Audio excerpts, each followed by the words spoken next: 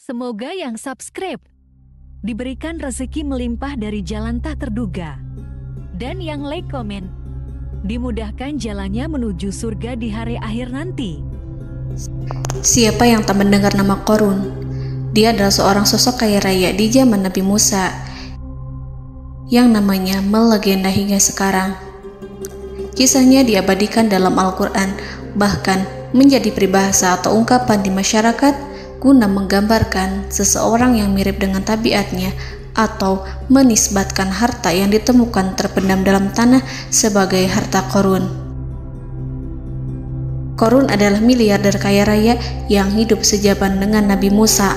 Saking kaya rayanya, Qorun setiap kali keluar dari rumahnya, ia didampingi dengan 300 pelayan laki-laki dan 300 pelayan perempuan. Qorun juga dikawal oleh 4.000 pengawal yang diiringi 4.000 binatang ternak ditambah 60 ekor unta yang khusus membawa kunci-kunci gudang penyimpanan harta kekayaannya itu. Itu dilakukan semata-mata sebagai bentuk kesombongan bahwa dialah manusia paling kaya, paling terhormat, dan memiliki pengikut setia. Ia merasa lebih mulia dibandingkan Nabi Musa alaihissalam. Orang-orang tentu saja akan penasaran seberapa banyak harta kekayaan Qorun jika pengawal dan pembawa kunci gudang kekayaannya sebanyak itu. Lalu berapa banyakkah harta yang dimiliki Qorun yang disimpan di dalam gudangnya tersebut? Sebelum saya melanjutkan, dimohon untuk menonton video ini sampai selesai supaya tidak ada kesalahpahaman dalam memahami isi cerita, serta mohon bantu channel ini semakin berkembang dengan cara tekan subscribe dan silakan tinggalkan like serta komen positifnya. Semoga dukungan pemirsa Risalah Kehidupan bernilai pahala dan menjadi wasilah dimudahkannya segala urusan pemirsa sekalian.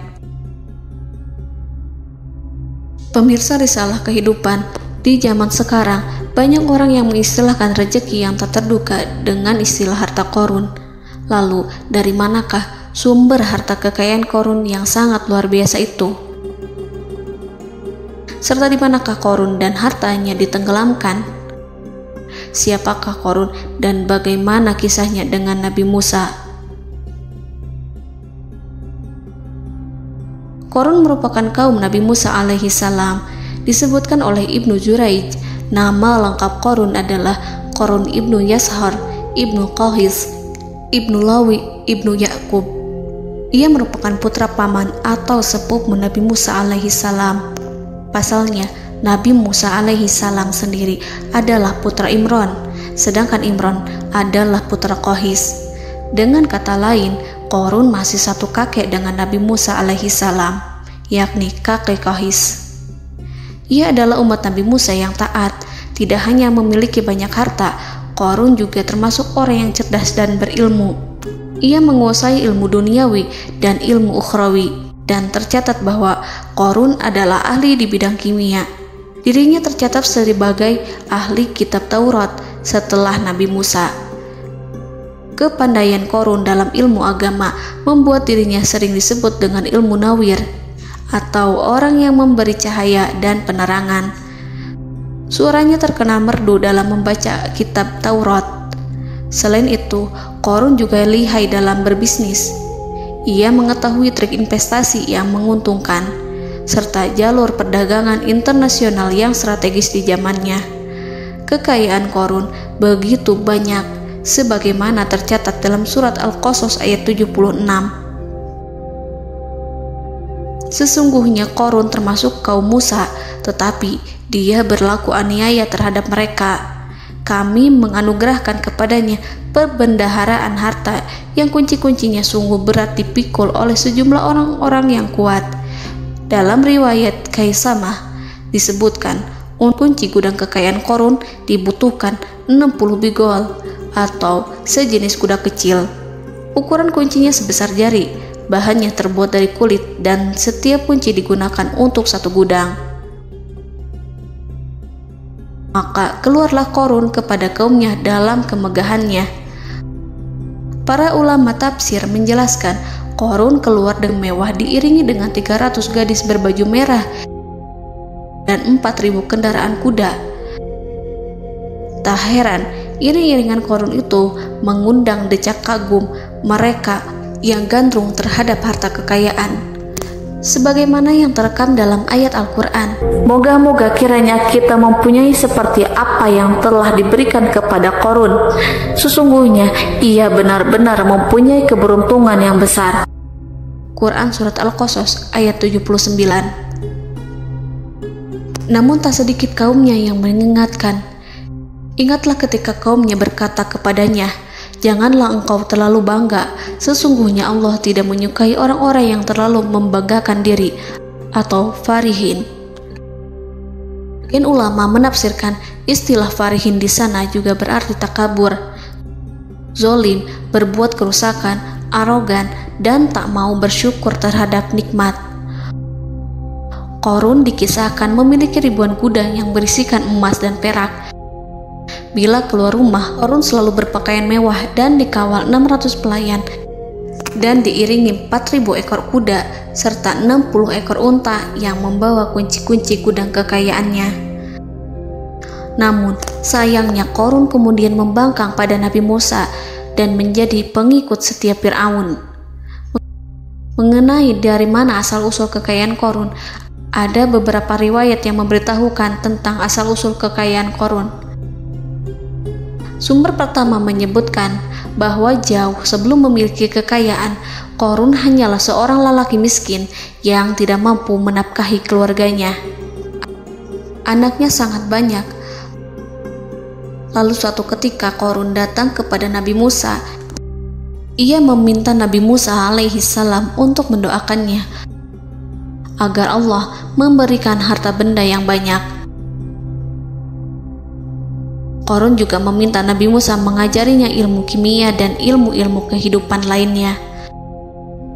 Qarun dikenal sebagai orang yang soleh dan mengikuti ajaran Ibrahim dengan baik, sehingga tanpa pikir panjang, Nabi Musa alaihi salam menyetujui permintaannya. Allah Subhanahu wa ta'ala mengabulkan doa Nabi Musa. Qarun diberikan kecerdasan luar biasa dan menguasai ilmu yang telah diajarkan kepadanya. Qarun menguasai teori dan praktik pembuatan emas permata dan beragam perhiasan mewah lainnya. Ia juga pakar dalam ilmu arsitektur, rancangan bangunan, penataan kota, dan lain sebagainya. Tidak lama setelah itu, hidupnya berubah. Qarun pun hidup dengan bergelimbang harta. Ribuan gudang yang dimilikinya penuh dengan emas dan perak. Namun, sayangnya, keberuntungan yang didapatkannya membuatnya gelap mata. Qarun mulai hidup dengan penuh pamer, keangkuhan, dan penuh kesombongan. Kekayaan yang diberikan Allah Subhanahu wa ta'ala membuatnya lupa dengan Sang Maha Pemberi. Qarun merasa lebih terhormat dan mulia dibandingkan Nabi Musa. Ia pun akhirnya membelot dan durhaka pada Musa. Ia mengingkari janji-janjinya dulu dan beralih menjadi pengikut Fir'aun yang setia. Loyalitas Qarun terhadap Fir'aun membuatnya diangkat menjadi kepala mandor yang membawahi ribuan pekerja. Dikisahkan bahwa Qarun bersikap semena-mena terhadap para pekerja. Ia tega memotong upah mereka. Ia melakukan korupsi demi membangun istana dan kemegahannya sendiri, dan untuk membangun gudang-gudang penyimpanan harta yang telah ia kumpulkan jauh-jauh hari. Ketika datang perintah zakat, Nabi Musa alaihi salam pergi menemui Qarun dan memerintahnya mengeluarkan zakat sebesar 1 dinar dari setiap 1000 dinar hartanya, 1 dirham dari setiap 1000 dirham, 1 kambing dari setiap 1000 kambing, dan seterusnya. Setelah Qarun menghitung seluruh hartanya, ternyata jumlah zakatnya sangat besar. Kekikirannya pun mulai menghalangi hatinya untuk mengeluarkan zakat. Qarun enggan membayar zakat ketika Nabi Musa alaihissalam menagih zakat yang diperintahkan oleh Allah untuk ditunaikan olehnya. Ketika Qarun dimintai zakat, ia langsung marah dan tidak memberikan sedikit pun kekayaannya. Dia berpikir bahwa harta kekayaan yang dimilikinya didapat dari hasil kerja dan usahanya, dan tidak ada kaitannya dengan siapapun, termasuk Allah Subhanahu wa Ta'ala. Janji Qarun untuk lebih taat beribadah dan membantu sesama jika diberi kekayaan oleh Allah dilupakannya. Dia mempergunakan kekayaannya tersebut dalam kesesatan, kezoliman, dan permusuhan, sehingga membuatnya menjadi sombong dan terlena. Orang-orang beriman pada masa itu sering menasihati Qarun untuk bersyukur atas nikmat yang telah Allah berikan, tetapi dia tidak mengindahkan nasihat tersebut. Dari sikapnya tersebut sudah jelas bahwa Qarun tidak membutuhkan nasihat kebenaran, bahkan merasa tidak takut dengan ancaman Allah. Sebab Qarun merasa sudah memiliki segalanya. Qarun merasa dirinya hebat dan pintar serta punya banyak pengikut setia, punya banyak pengawal dan merasa aman karena dekat dengan Raja Fir'aun. Qarun berkata, "Sesungguhnya aku mendapatkan harta ini karena ilmu yang ada padaku."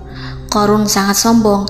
Ia merasa hartanya didapatkannya sendiri tanpa campur tangan dan kehendak Zat yang Maha Kaya, yakni Allah Subhanahu wa Ta'ala.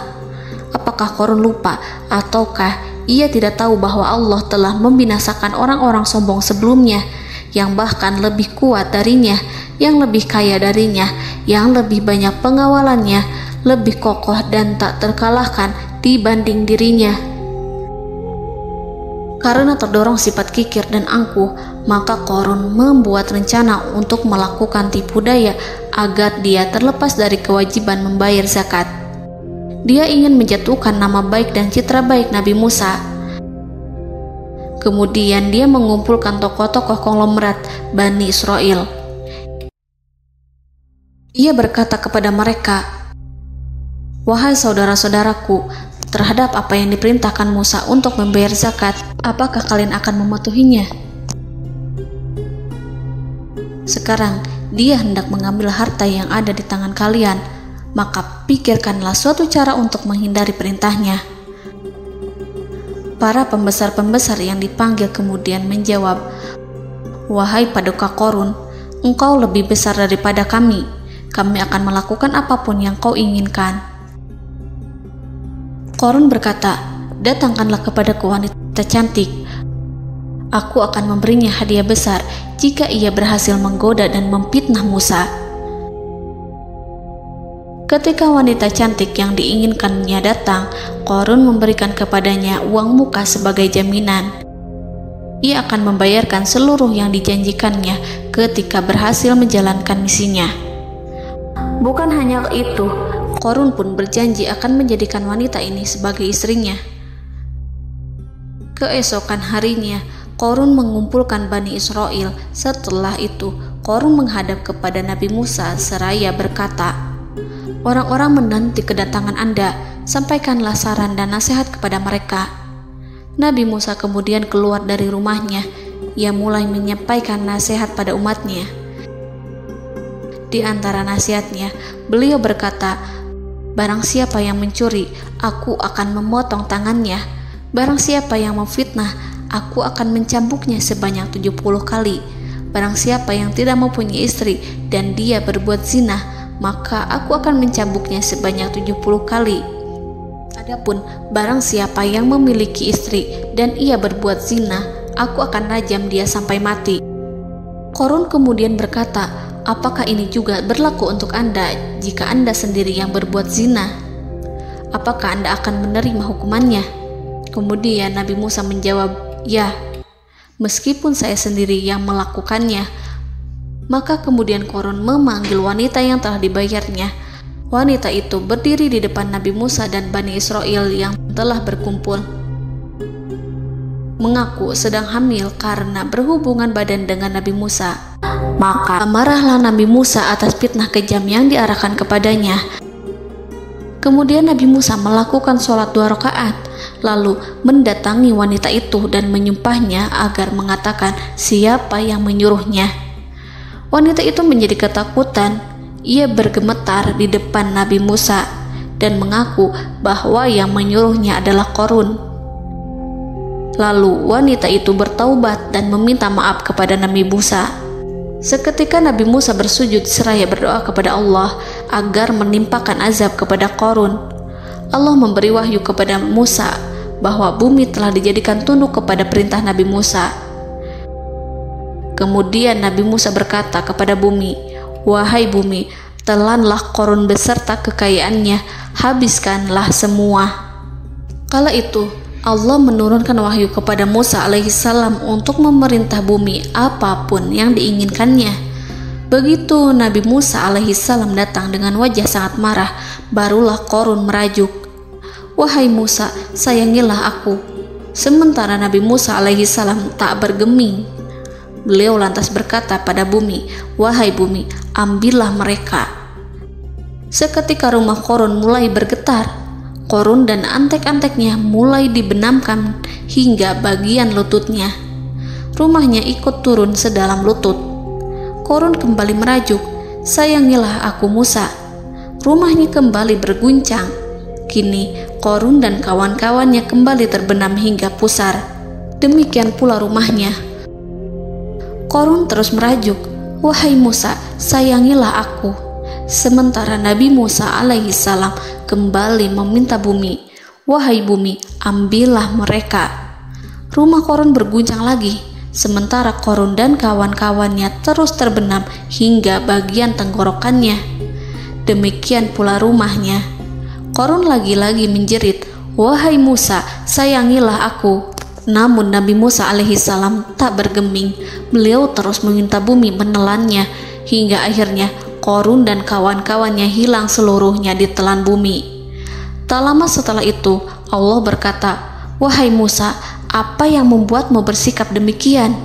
Padahal demi kemuliaanku, andai dia Qarun berdoa kepadaku, niscaya aku akan rahmati. Maka kami benamkan dia beserta rumahnya ke dalam bumi, maka tidak ada baginya satu golongan pun yang akan menolongnya selain Allah, dan dia tidak termasuk orang-orang yang dapat membela diri." Quran Surat Al-Qasas ayat 81. Lalu di manakah lokasi ditenggelamkannya Qarun beserta harta bendanya? Konon berdasarkan kepercayaan beberapa masyarakat setempat, Qarun ditenggelamkan di sekitar sungai atau danau Moris yang terkenal di kota Payom, negara Mesir. Qarun konon mendirikan istana dan di tempat itu pula ia ditenggelamkan. Dahulu, Qarun berkeinginan membangun sebuah istana, namun tidak diizinkan oleh Fir'aun jika istana itu dibangun di samping istana Fir'aun.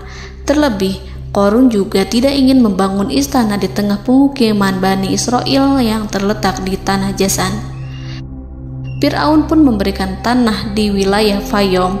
Kemudian di tepi sungai Payom inilah Qarun membangun istananya yang megah, dan di dalamnya ia membangun Al-Khunuj, gudang penyimpanan harta berisi emas dan perak. Salah satu bukti arkeologis yang dapat dijumpai di lokasi tersebut adalah runtuhan bangunan yang diduga sebagai tempat tinggal Qarun yang berjarak sekitar 2 km dari Danau Qarun. Menurut beberapa sumber, bangunan yang masih berdiri kokoh tersebut adalah benteng yang dibangun oleh Qarun. Namun ada juga yang mengatakan bahwa bangunan tersebut adalah tempat tinggalnya. Wallahu a'lam. Semoga kita semua dijadikan orang yang Allah mampukan menjadi orang kaya namun tidak seperti Qarun,